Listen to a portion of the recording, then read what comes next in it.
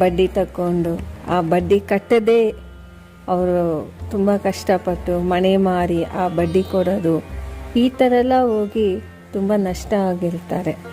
ಅದಕ್ಕೆ ಒಂದೇ ಪರಿಹಾರ ಬಂದು ಬುಧವಾರದಲ್ಲೇ ಮಾಡಬೇಕು, ಬ್ರಹ್ಮ ಮುಹೂರ್ತದಲ್ಲಿ ಮಾಡಬೇಕು. ಇದು ಕಮಲದ ಎಲೆ ಒಂದು, 6 ಮಣ್ಣಿನ ದೀಪ, ಎಳ್ಳೆಣ್ಣೆ ಉಪಯೋಗ ಮಾಡಬೇಕು.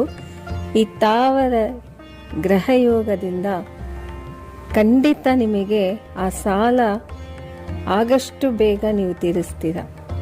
ಅಷ್ಟೊಂದು ವಸಿಯ ಪೂಜೆ.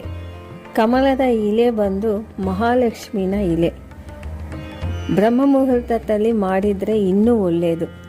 ಖಂಡಿತ ದೇವರು ನಿಮಗೆ ದಾರಿ ತೋರಿಸ್ತಾರೆ, ಆ ಸಾಲ ಹೆಂಗೆ ತೀರಿಸೋದು ಅಂಥ ಶಕ್ತಿ ಕಮಲದ ಎಲೆನಲ್ಲಿ ಇದೆ. ಮತ್ತು ಮಣ್ಣಿನ ದೀಪ, ಪಂಚಭೂತ